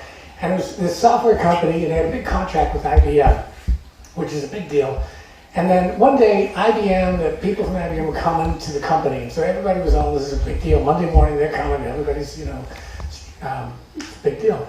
So coming to work on Monday morning, and the guy who we worked for, our boss, who was kind of a character, he's not there. And the IBM people all turn up, and it's 9 o'clock, and it's 9:10, it's 9:15. And our boss's second in command is sweating, like he's trying to make excuses, but he doesn't know. So about 9:20 or 9:25, his second in command gets a call. And it's, this guy is up in New Hampshire, and he's going, oh yeah, the IBM thing, yeah, I know, I'm on my way, I'm going to be really late, and he just stalled him. And so the guy who worked for us says, well, what the hell's going on? He goes, oh, it's a sex thing. And I thought, if you want to deal with anything, like in work, that you just don't want any questions about, if you say it's a sex thing, nobody is ever going to ask you for any further details. Anyway, that's just kind of what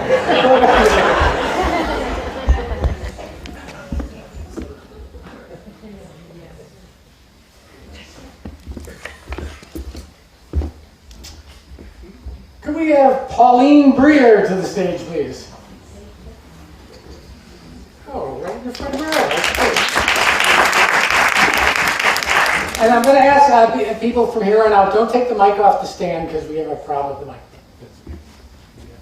Is that good? Hi, everybody. After so many funny stories, I hope mine is not morose. Yes, timing is everything, and I would add that a bit of serendipity and a lot of planning enhances the effect. So this week I had a rather difficult choice to make. I had to put my dog down. So it's a sad thing, but it's a necessary thing. I've had many, many dogs and have had to make this choice before. And so timing is truly everything with this particular situation because dear sweet Romeo had a seizure disorder. And we struggled and struggled and struggled for many years. He was 11. And finally, I decided during the last active episode that this had to be the last one because it was progressive. And then the question became, well, when? So I talked to many people. I have a couple of friends who are vets. I have a lot of friends who are animal lovers, people like me who've had dogs all of their lives, and the sad thing is dogs do not live as long as people live. So we do have to do the kind thing, the benevolent thing, in the end sometimes. And I had a little bit of pressure because unlike other dogs who may have been very elderly or had a condition such as a terminal illness like cancer, a seizure disorder is very tricky because a dog has an active phase and then kind of remission. And the advice that I received that really resonated with me was, do it while he is well. Don't do it when he's in the ictal phase or the post-ictal phase. Do it when he's well. So he had the last active episode in October. And talk about procrastination with something like that. So I thought, okay, I will give him as many well days as I possibly can. And indeed, I did. So I had that timing issue because I knew that perhaps in as little as 2 months he would have another one. And my goal was to do it while he was well. So Thanksgiving is coming up. I had a timing issue related to that because I have my family coming. I have 2 small grandchildren. And the sad thing or frightening thing that happened with the last episode was he bit another dog. And I thought, oh goodness, I can't take the chance that he'll bite my daughter's dog she's bringing with her or one of the children. So I had the Thanksgiving timing issue. And then more procrastination. So this week I said, okay, Thanksgiving is coming up. Timing, time is shrinking before my very eyes. So I decided I had to do it this week. Time was up. And then we all know what kind of weather we had last night. And I made a different decision this time with my dear Romeo, and I decided that I would take all of the urns of ashes that I had collected up, and I would bury my dog in my yard with all of the other dogs. That's what I decided to do. So we had a lot of rain early this week, and I went out and I started to dig. And I dug and I dug, and then it got cold. And at least I had started the hole. So I dug down, and was thinking, oh my goodness, I hope no, I'm pretty close to the edge of my property, and I live on a corner. Thinking, if somebody comes by and asks me what I am doing out in the rain, digging a hole, and I'm in the hole with rubber boots, and I'm digging, and I think I've never done anything like this in my life. I felt like it felt cathartic actually to do that, and it felt like the right decision. So I was good, but nonetheless, the next day it got extremely cold and it froze. And I thought, okay, well, we don't have very much time. And then yesterday arrived, I had the appointment. My vet came to my house, and I looked at the weather report late in the day, and we all know what the weather was last night. And so darkness, I wanted to do it by dark and flashlight, my own little personal drama, I guess, and went out there, and I just had everything ready and did it by the cover of night. And I had it was actually a very beautiful experience in the end. And just as I was finishing, I like to think that I planted him, because indeed I had a shrub that I put on top of him and filled it all in just as the first snowflakes started to fly.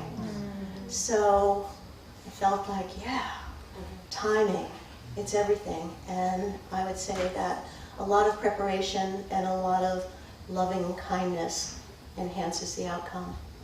Thank you for listening.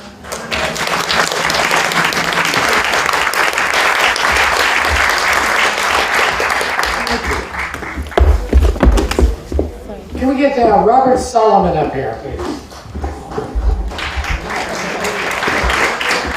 Can everybody hear me? I'm in a lot of pain, so I'm going to tell this as quickly as I can. So, is there anybody here from Brookline High, like in the 1960s? 1970s. Oh, well, that's good too. The Brookline, Newton, Thanksgiving, Rumbles. Well, we won't talk about those things. So when I was a freshman at Brookline High, in Brookline we go 8 grades all in one school, and then we go into high school. So I got into high school as a freshman in 1964, and when you get it, and as a freshman you want to, become someone so everybody knows who you are. You want to create this cloud around yourself so that people can meet you and you get to be liked and all that good stuff. Well, I had an older brother as a senior and an older brother as a junior at the same time I was a freshman. And that was a little kooky because they had already laid plans.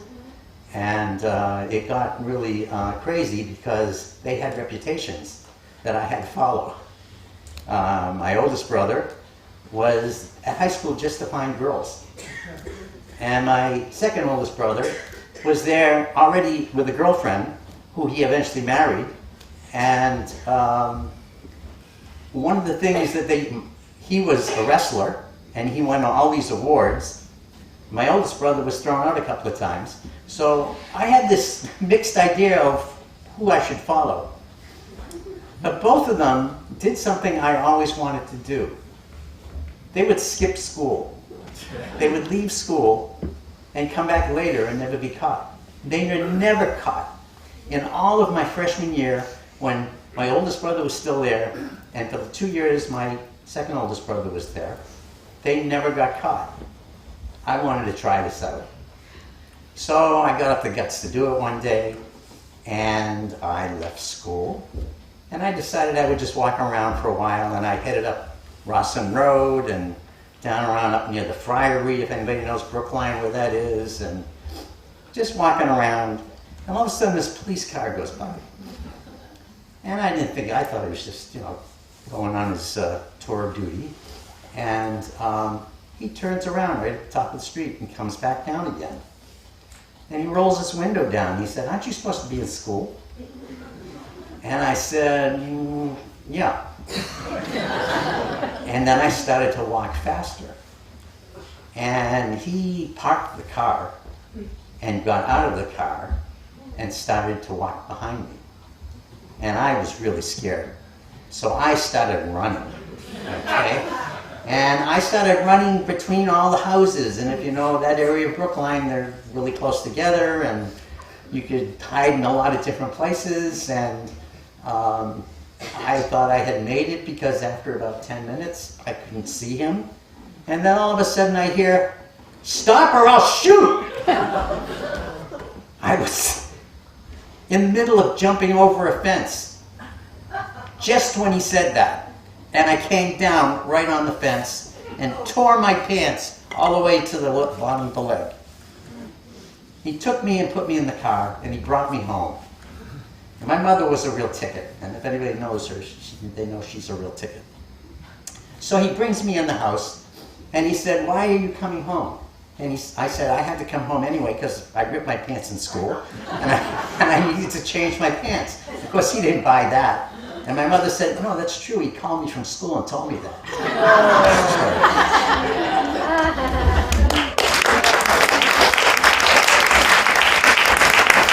So this event is scheduled from 7:30 to 9:30, and it's past 9:30.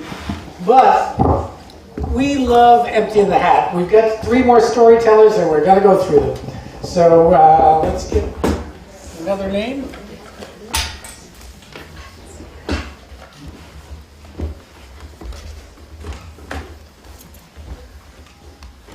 My glasses, I can tell you what it is. Robin Welch, please. Hi, everybody. Bless you. So, I didn't think twice about wanting to share this story. But before I do, I need a little bit of audience participation. I have a personal question that I need you all to dig deep inside and share. And no one's looking around to see if you raise your hand or not, but I'm looking. So how many of you have ever had to go for a colonoscopy? Okay, excellent. And how many of you have to go but are putting it off? Raise your hands. Higher, higher, higher. Okay, so I think there's actually more of you who are not raising your hands, and that's okay. So my story is to help save lives. When I was in my 20s, I was diagnosed with atypical Crohn's disease, a digestive disorder. Atypical because it's so hard to diagnose, and all I can tell you without grossing out some of my dear friends that are here with me is that, you know, I was constantly having stomach pains, having to run to the bathroom, being in the bathroom for long periods of time, not always making it to the bathroom in time. It was excruciating, and it was chronic, and it was in my mid-20s, and I was a survivor. I was like, I'm gonna be okay. And the thing about Crohn's is that everybody, or colitis, which by the way it turned out to be later, but the thing about it is that there's no consistent way of treating it. And so what works for one might not work for the other. Some people say, oh, it's your stress. Some people say, oh, it's your diet. Some people say, you have to try more holistic. Some people say, try these meds. And you just keep trying. And you have periods of good and periods of not good. So I was going through life, and I was saying, this isn't so bad. I'm not going to die from this. True, the doctors did say that 60% of the people who are diagnosed with this get cancer. And I said, yeah, not me. And so I went along in my 20s and into my 30s, and I had periods of being hospitalized. I had periods of feeling great. I had periods of traveling and always knowing where the bathrooms were. It was kind of a shitty way to live through life. But you know, it was part of me, and it was okay. I even remember being hospitalized once, and a nurse came into the room and said, oh my God, this is how you have to live? What a horrible way to live. And I thought, thanks for that. So anyway, I was a trooper. And I share this story because about 10 years ago, I had been feeling great. I had gotten married.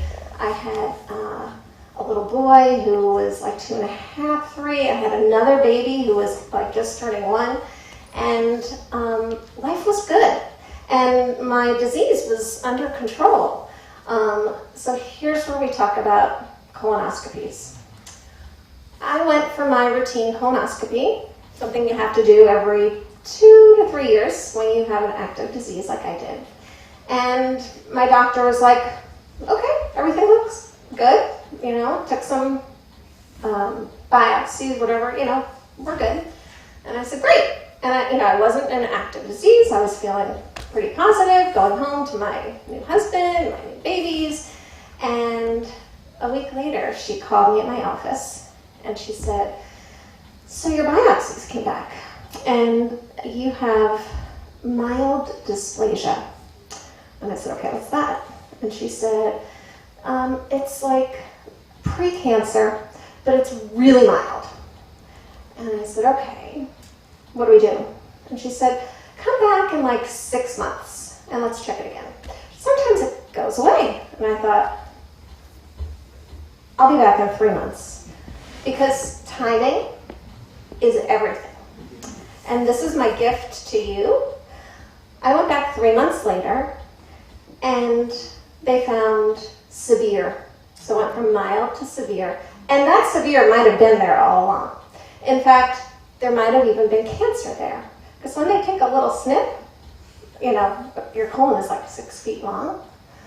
So guess what? They said to me, Robin, you can't keep a colon anymore. And I said to them, guess what? I don't want this colon anymore. There may have been an expletive in there, but I was really done with it, okay?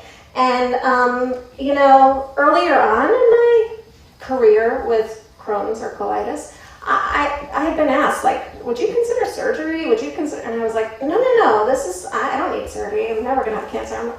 So here I was, like, just take it. 6 feet, it's yours.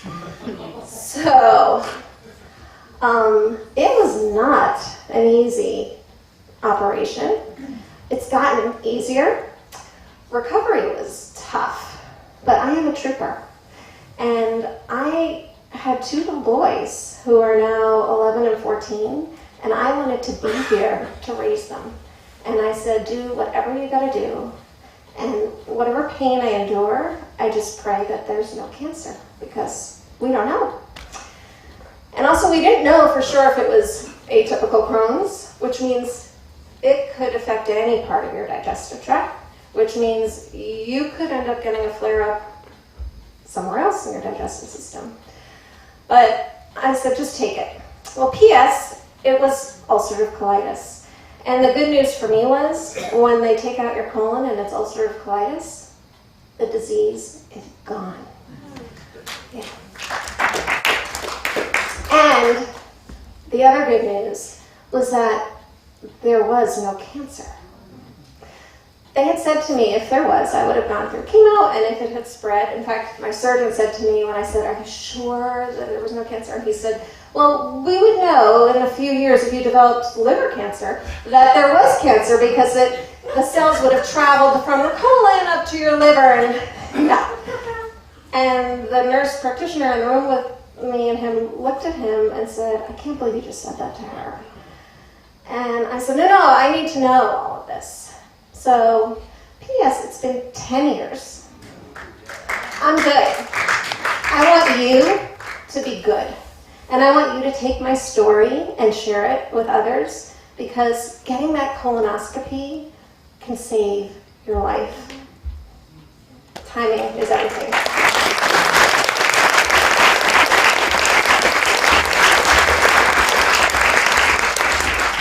That is a message that needs to be told, because nobody wants a colonoscopy. So, you really have to be given the reason. Timing is everything. My good parking karma proves it. Timing is everything, worth more than gold.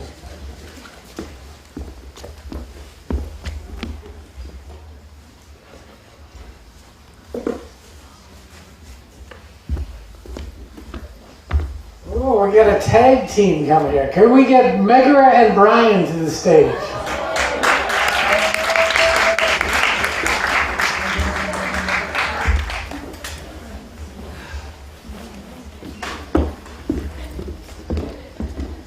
I'm short. We'll get the microphone.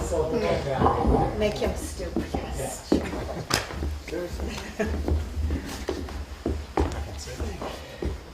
Okay, so everybody wants to craft the perfect wedding. Everybody wants to craft a wedding that reflects their relationship and sort of christens their life, moving forward. And this is a story about how if you don't do that, it might happen for you anyway. So we had always planned what we want our wedding, like unlike some of the other stories, we talked about it, what we wanted to be at our wedding, and the perfect funk band, and what food we wanted, and it seems like this amazing party that everyone has to go to, so that's fantastic. But we never quite got around to it, because planning is not really either of our fortes, so we had a house and 3 children, and just kind of never got around to it. So if you don't make it happen, sometimes it just sort of happens. So what happened was Megara's employer decided that they were going to do something else, and that didn't include her. And so she was laid off, and the vicissitudes of insurance being what they are, we thought, well, this is a financially viable solution. We'll just get married. Because we're romantics at heart. And so we thought about this, and we said, okay, so one day I played hooky from work, and before the kids got up, we went to Newton City Hall, and we got an application for a license. And if you've never done this, what you do is you just go to Newton City Hall and you say, we want to get hitched, and you plunk down $50, and they say, okay. And if you have kids already, there's no blood test, there's nothing. They just say, okie doke. So we went and got an application for a license. Oh, what they said was, here's the application for a wedding license. It has to be solemnized within 60 days. So we brought it home, we put it on the desk, and forgot about it. So a couple months later, it was, as it turns out, it was exactly a couple of months later. Brian calls from work and says, the wedding license, can you look for that? And like, do you know where that is? I'm like, how the hell should I know where that is? So I have to rifle through all the surfaces because, you know, every surface in our house is covered with papers. And so after like a couple hours of rifling through surfaces, I find it. And I'm like, guess what? It expires today. So if we don't want to plunk down another $50, and we don't, we have to get married today. Sure as hell not giving another $50 to the city of Newton. So we have to figure this out. Because we're notorious cheapskates. So we figured, like, okay, most people spend a little bit more than a few hours figuring out when and where and how they're going to get married. This seems like a reasonably low bar to cross, right, to jump over. So I said, okay, we can make this happen, because the way I thought of it is, if we find a celebrant, everything else will just simply fall into place, right? And fortunately, I knew somebody who was willing to do this, my friend Tony, our friend Tony. And so I called Tony and I said, you know, hey, remember how you said that you would marry us? He said, yeah, I'd love to like witness your love, blah, blah, blah. I said, great. How about this afternoon? He said, wait, what? I said, this afternoon. He said, okay. Okay. Okay. So tell you what, you meet me outside the Boston Center for Adult Education and on the median strip of Com Ave at 6 o'clock. And if you give me a ride home later, I'll marry you. So perfect. So I head on down. I have all the kids in the car, and we're heading downtown to get Brian, to get Tony. And I realized about halfway there that I'm like, hey, guess what I forgot? The one thing I need, which is the marriage license. So I called another friend of ours, and I'm like, hey, so we're getting married, and could you want to come and witness our love? She's like, that'd be amazing. I'm like, great. Could you stop by my house and pick up a piece of paper that's on the kitchen table and bring that? And yeah, she did that. That was amazing. So the gang got to my work at 5 o'clock. I work downtown, and so 5 o'clock to 6 o'clock is plenty of time for an elaborate wedding dinner. So we went to a divey Chinese place on the corner of the combat zone, because that seemed to be the right place to solemnize our love. So we're there. We have to go fast. So we're there in the combat zone having Chinese food, and outside there's two guys, and one of our daughters is like, what's going on? What's going on? And there's one guy is wearing a Viking helmet. And suddenly there's police cars everywhere, and there's a drug bust, and the guy with the Viking helmet is a narc. Because like nothing says I'm not a cop, but a Viking helmet apparently. And so there's a drug bust, they were stuck in a restaurant, and eventually we get down there, more like everything goes wrong, like there's no pen, there's no ink in the pen. It's wild. Yeah, so there's no ink in the pen. Yeah, exactly. These two people come by. They're like, oh, can we borrow your pen? Yes, they said. Would you like to buy our origami whatnot, which still is in our room. We got fleeced for $10 for a wedding gift and origami whatnot. So years later, Tony is living with us, and we're reminiscing, and he's talking about all of the successful weddings he's performed, and he doesn't remember ours. Which is really pretty impressive that he doesn't. I guess we didn't come up to a certain standard, but successful was, I think, people who are still married. Which we are. So we may not have been the most successful wedding, but we are probably the most successful marriage.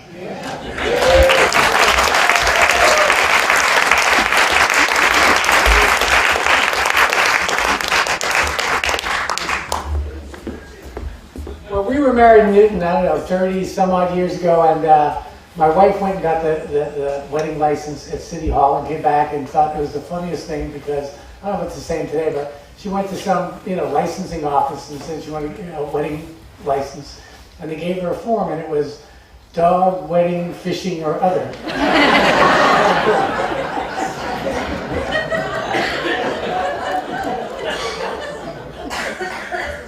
Timing is everything when driving in Boston.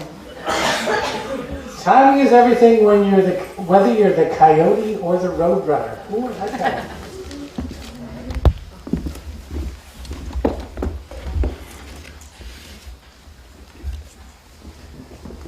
All right, and our apologies, we had tons of names in the hats, and there was some people who put them in late in the game that we didn't, after a certain point, we stopped taking them, so sorry. Next time, come back and tell again. The last name in the hat, Eileen McMahon, please. Well, one year between my sophomore and junior year in college, I had been writing poetry in Wellfleet that summer. I had this group of poets that we all decided we were going to write, publish, perform poetry on the Cape. And I rented a room from a woman, Florence Rich, who was well known in Wellfleet at the time as a rug hooker. She had a beautiful collection of rugs that she had made on endangered species, particularly whales, and they were beautiful. They're all over a lot of museums in New York and New England. Her house was right in the back of Wellfleet Harbor. If you know Wellfleet, going down to the harbor, the pier, it's on the left-hand side, right on Duck Creek. And one night, I was in a deep, deep sleep. She shook my shoulder, woke me out of sleep, and she said, "Come downstairs, look out the window, and tell me what you see." So I struggled to get out, walk downstairs. She had her house was right on the creek in the edge, and a beautiful panorama of windows so you could see out. And I looked out and I saw a brilliant set of lights, kind of like the Key Lake lights here, 6 lights across, and it was hovering about 500 feet away, and it was about 4 feet above the creek. And it was really remarkable at the time, because this was in the late 70s. I could count the light sources across. There were 6 lights. They were brilliant, but they were so white. I had never seen a light source that white before, and so I knew it was a new technology, because at the time it was all kind of incandescent lights. And the other thing that was really strange about it was that they, although I could count the light sources separately, they were moving in between. So she said, "What do you think it is?" And I said, "I think it's a UFO." And she said, "I think so too. What should we do?" So I said, "I think we should call," in Truro there was a Coast Guard station. I knew that we both knew they had radar. So I thought we should call Truro and tell them what we see if they can see it on their radar. So I went to pick up the phone, and I got this suggestion. It was kind of like, just relax. Everything is just fine. No need to call. No need to get excited. So we both sat there for another 5 minutes, and we thought, "Oh, I thought this is boring. I need to go back to bed." So I went back. In the morning, we both had breakfast together, and I could remember seeing the craft, clearly everything, but I had no ability to communicate. It was the weirdest thing. I never experienced it before. It's like in a bubble. So I could remember, but I had no ability to share it or communicate it. But about 10 years later, I was at Florence's house for a party, and she said to me, "Do you remember that night that," because timing is everything, said, "Do you remember that night that I woke you up and we saw that UFO?" And I said, "Yes." And I haven't been able to talk about it for 10 years. She said, "Neither have I." So I've been thinking lately with climate change about what we saw, and thinking that it could have been a mission, so we think of UFOs as alien craft, but what if it was something from our future, a drone that had come back to take water samples to do research and to basically save the day with climate change. That's my story.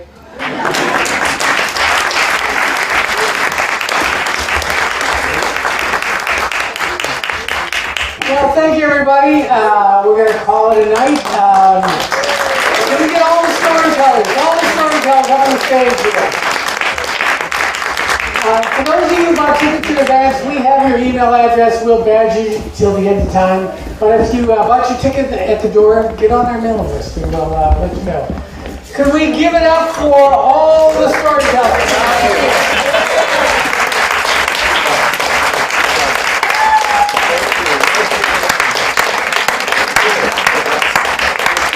Well, we're running really late tonight, and if you want to give a hand, fold up a couple of chairs. And don't try to stack them up like this, just put them on the ground. It'd be great. We'd really appreciate it. Thank you, and see you next time.